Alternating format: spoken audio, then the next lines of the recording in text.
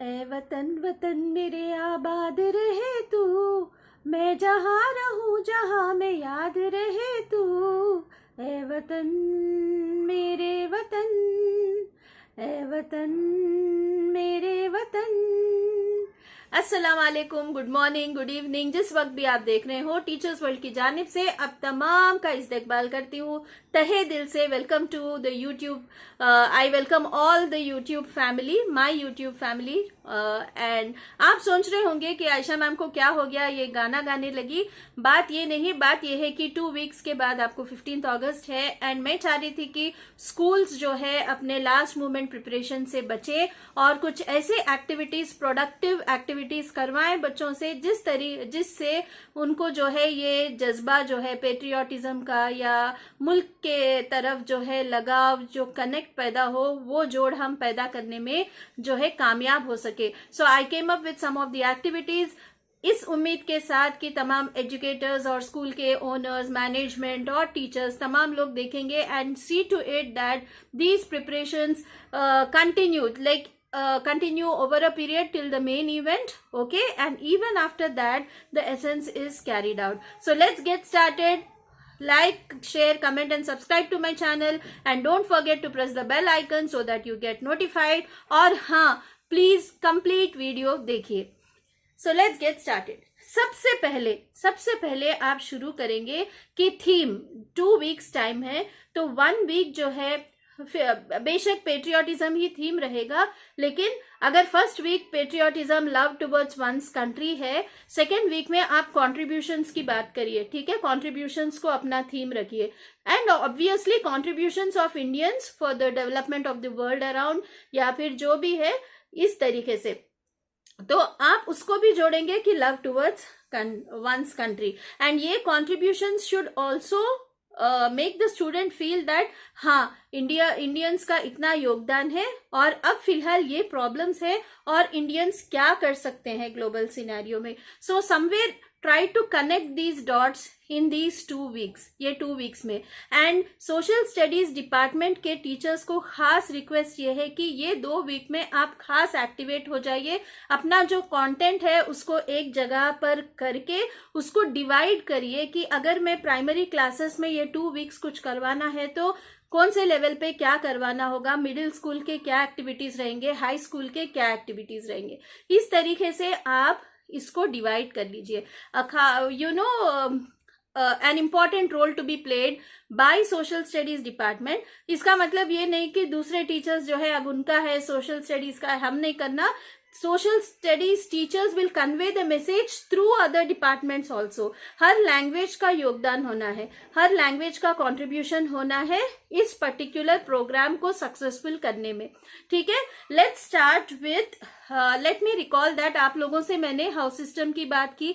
अगर आपके स्कूल में हाउस सिस्टम एस्टैब्लिश हो चुका है तो एक एक हाउस को एक एक जिम्मेदारी आप दे सकते हैं and you can keep a wide range of competitions and also give them score, okay, selection कर सकते हैं एंड फाइनली उस कंपटीशन के एंड में जो बेस्ट परफॉर्मेंस है वो आप फिर मेन 15 अगस्त इवेंट के दिन स्टेज परफॉर्मेंस के लिए रख सकते हैं। This is a catch, okay. तो ये हो गया, थीम हो गया, फिर आपने हाउस सिस्टम को यहाँ पे लाया, फिर आप जो है सोशल स्टडीज डिपार्टमेंट को मैंने कहा कि अलग अलग क्लासेस में कौन से एक्टिविटीज करवा सकते हैं, ठीक है। तो इस हिसाब से now you can go with, अब हाई स्कूल के बच्चे जो है, हाई स्कूल के बच्चों को आप पावर पॉइंट प्रेजेंटेशंस बना सकते हैं। लाइक कंप्लीट आजादी के लड़ाई को अगर हम फेजेस में डिवाइड करते हैं, फेजेस में डिवाइड करके एक एक ग्रुप को आप जो है प्रेजेंटेशंस की जिम्मेदारी दे सकते हैं।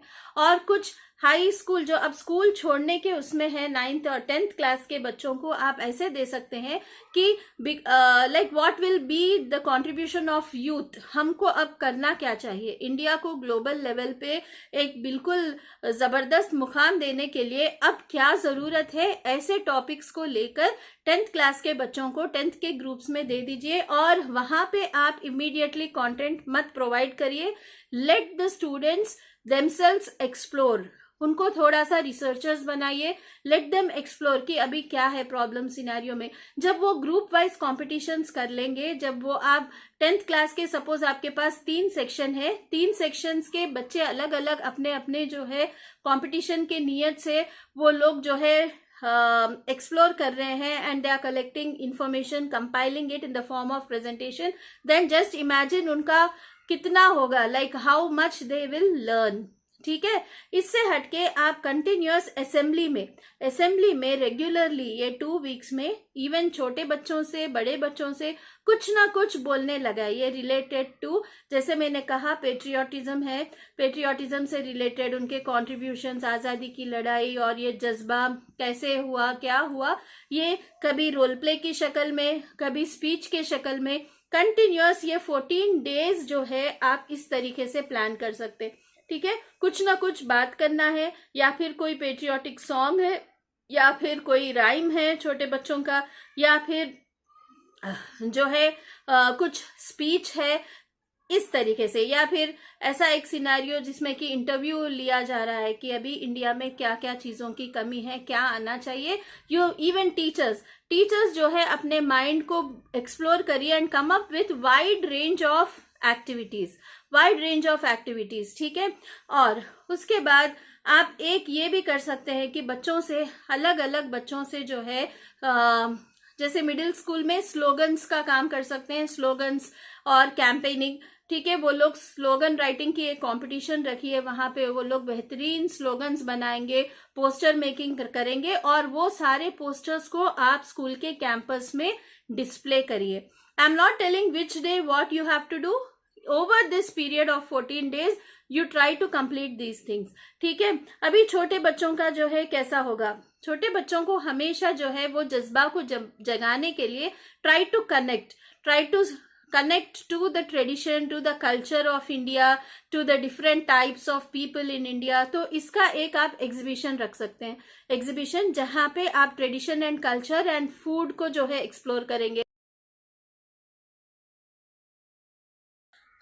3rd, 4th, 5th के बच्चों को आप ये कर सकते हैं कि ये फूड फेस्टिवल के जैसा from different states of India, तो जो अलग अलग, जैसे अगर कोलकाता की बात करें तो रसगुल्ला है, या फिर जो भी है वो लोग अपने महाराष्ट्र, ये डिफरेंट स्टेट्स के फूड को एक बनाकर लाएंगे थोड़ा थोड़ा, फिर एक फेस्ट की तरह रख ले और तमाम लोग जो है उसको एक्सप्लोर करेंगे। So this has to be very carefully planned on one of the weekends you can do.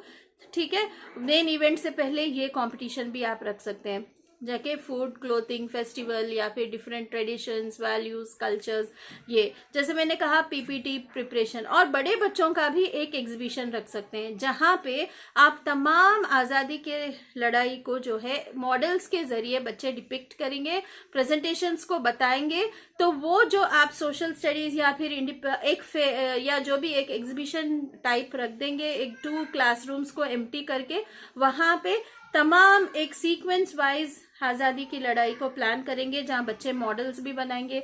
Teachers also will be involve in that, you involve your language teachers along with social studies teachers and see that students get an idea, they bring up some live models, presentations, and बाकी के school के बच्चों को जो है line wise यहाँ exhibition में जो है एक चक्कर मारने को हम बोल सकते हैं। सो इस तरीके से आपको क्या होगा, एक माहौल बना रहेगा 2 वीक्स के लिए। ऐसा नहीं कि सिर्फ हम ऑरेंज कलर, ग्रीन कलर और ये फ्लैग के तिरंगे, बैलून्स और फ्लैग्स और इसके अट्रैक्शन से थोड़े से बाहर आके हम रियल जिस्ट में जाएंगे, जहां लर्निंग भी होती है बच्चों की। ठीक है, बच्चे समझेंगे। और ये भी वाजे करें कि कुछ रोल प्लेस प्योर, जैसे फर्स्ट लैंग्वेज हिंदी लर्नर्स के लिए pure role plays in Hindi, थोड़े रोल प्लेज इन तेलुगु, इस तरीके से प्लान करें ताकि बच्चों में जो है वो लोग वो लैंग्वेज भी सीखेंगे। अच्छा, आज़ादी से रिलेटेड जो है वोकैबुलरी भी सीखेंगे in Urdu, Hindi, Telugu. So it will be a learning.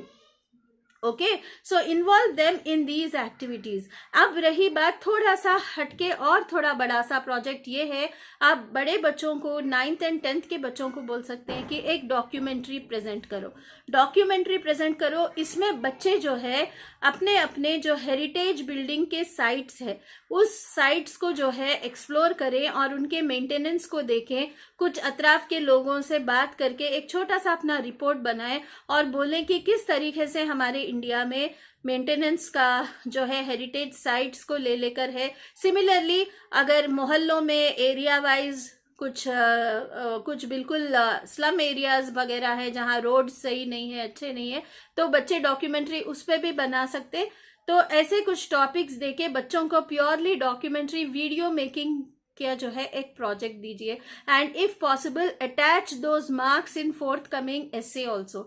अपना समेटिव असेसमेंट हाफ ईयरली में आप जो है उसको ऐड करिए। इससे क्या होगा, बच्चों में जो आपके हिडन क्वालिटीज हैं, स्किल्स है, कम्युनिकेशन है, कॉन्फिडेंस है, टीम से कोलैबोरेट करते हुए काम करने की जो सलाहियत है, ये चीजें जो है मौके से सामने आएंगे और they feel confident. If they can accomplish a project they feel confident with the correct sort of reward system you have in your school. So high school students can be given this, okay?